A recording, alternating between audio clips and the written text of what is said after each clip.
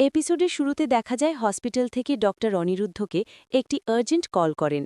তিনি জানান যে মুম্বাই থেকে একজন হাইলি স্পেশালাইজড এক্সপার্ট তানিয়ার চিকিৎসার জন্য আসছেন, তাই যেন তাকে অবিলম্বে হসপিটালে নিয়ে আসা হয়।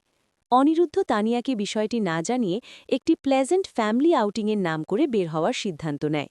সাথী পরামর্শ দেয় যেন বাণীকেও তাদের সাথে নেওয়া হয়, যাতে সে বাড়িতে একা লোনলি অ্যান্ড ডিপ্রেসড বোধ না করে।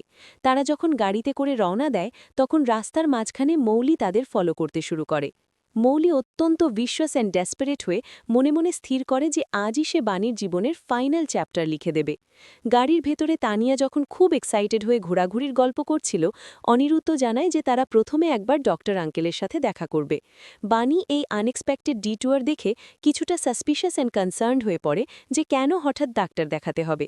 তানিয়া খুব কিউটভাবে তার বাবাকে দ্য বেস্ট ফাদার হিসেবে ডিফেন্ড করে বাণীর যাবতীয় প্রশ্ন থামিয়ে দেয়।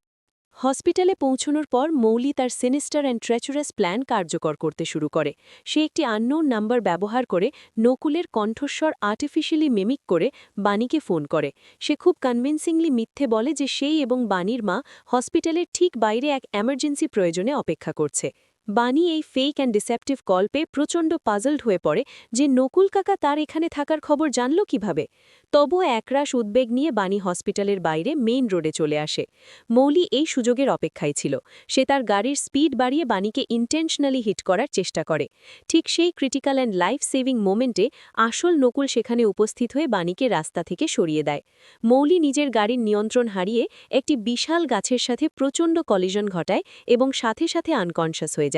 নকুল মৌলিকে দেখে স্তম্ভিত হয়ে যায় এবং বুঝতে পারে যে রায় পরিবারের উত্তরাধিকারী বাণীকে তার পথ থেকে পার্মানেন্টলি এলিমিনেট করতেই মৌলি এই ডেডলি অ্যাটাকের ছক কষেছিল।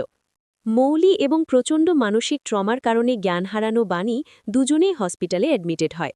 নকুল অনিরুদ্ধকে বাণীর অ্যাক্সিডেন্টের খবর দিলে অনিরুদ্ধ একদম শ্যাটার্ড অ্যান্ড ডেভাস্টেটেড হয়ে পড়ে।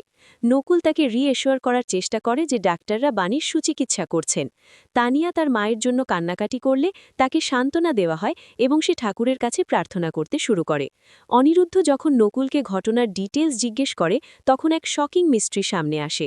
নকুল পরিষ্কার জানায় যে সে বাণীকে কোনো কলই করেনি, অথচ কেউ একজন তার ভোকাল আইডেন্টিটি ব্যবহার করে বাণীকে বিপদে ফেলার জন্য বাইরে ট্র্যাপে ফেলেছিল।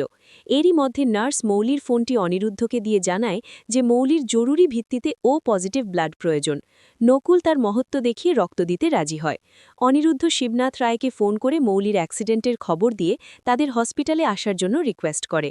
শেষ পর্যায়ে দেখা যায় অনিরুদ্ধ আইসিইউর দরজার সামনে বাণীর জন্য প্রচণ্ড ইমোশনাল অ্যান্ড ভালনারেবল হয়ে অঝরে কাঁদতে থাকে।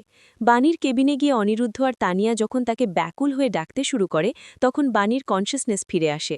ডাক্তার জানান যে বাণীর হাতে গুরুতর চোট লেগেছে, কিন্তু সে এখন আউট অফ ডেঞ্জার। তানিয়া খুব মিষ্টিভাবে বাণীকে ইনস্ট্রাক্ট করে যে এখন থেকে তাকে সবার কথা মেনে চলতে হবে এবং কোনো প্রকার আননেসেসারি স্ট্রেস নেওয়া যাবে না, অন্যথায় সে ডাক্তার আঙ্কেলের কাছে নালিশ করবে। তানিয়ার এই চার্মিং অ্যান্ড কেয়ারিং পার্সোনালিটি দেখে কেবিনে থাকা সবার মুখে এক চিল